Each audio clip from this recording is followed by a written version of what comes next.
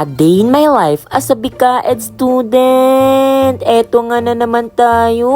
Sa mga oras na nga to, nag-aayos na nga sila ng mga sarili nila para sa culminating namin mamaya.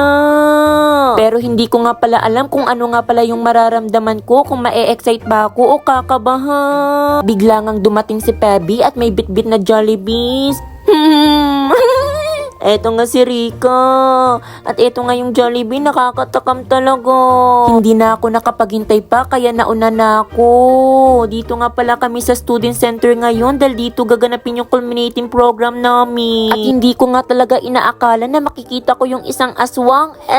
Tamawo pala na si Trisha Tiki. At eto nga, kunti pa nga lang kami dito. Eto na naman si Mary Divine. Favorite ko nga to.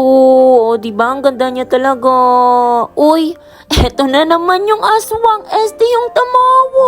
At nagyakapan nga pala kami dito at biglang dinilaan ni Mary Divine yung tamawo.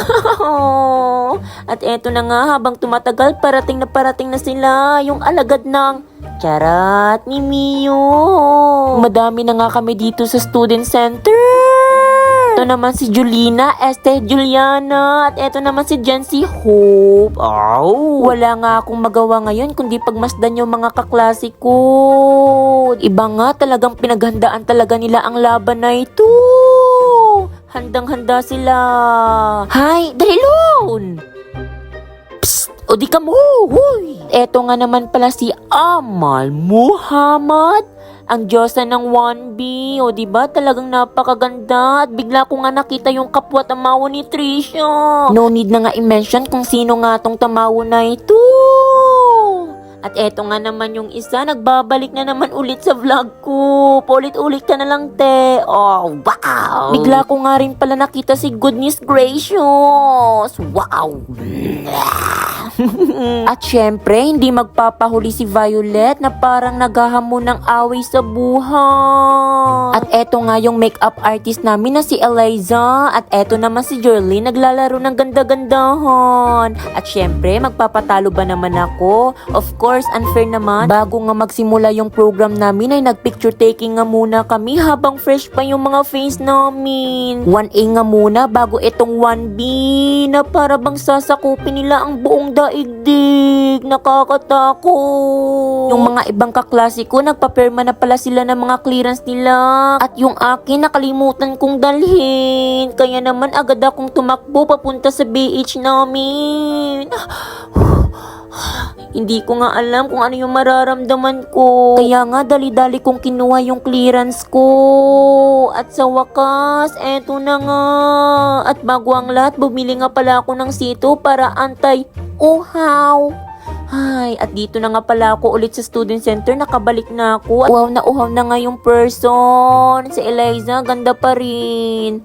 At di ko nga inakalang, sakit sa mata, napuwing lang. Iba talaga kapag may jowa. Sana all may jowa, sana all mahal. Kaya eto nga, nagsisimula na nga yung program at sa wakas. O diba, dumadami na nga kami dito sa student center. At fast forward na nga naman tayo. At eto na nga yung group 1, nag-perform na sila. O diba? At eto yung group 2, kila third. O diba? Panapanahon ng pagkakataon. At syempre, magpapatalo ba naman yung mga tamawo? Yung group 3 na to. Talagang agaw attention talaga to sa mga audience. Nag-goosebump talaga yung mga balahibo ko. At eto nga naman kami, yung group 4 na para bang sana all. At eto na pala yung group 5, energetic, napakaganda talaga nito. Kaya hindi na nga ako magtataka kung bakit ito ang nanalo. Ay, sinabi ko. At eto naman yung group 6, yung grupo ni Juliana na unexpected na magiging best in ano nga yun? Basta, ang ganda nito. At eto na nga yung exciting part. Nag-unity dance na nga pala kami dito kasama ang 1A at 1B. O, diba? Hindi ko talaga makakalimutan ang araw na ito. As in. Kaya hanggang dito na lang mga kapuso. Paalam. Bye!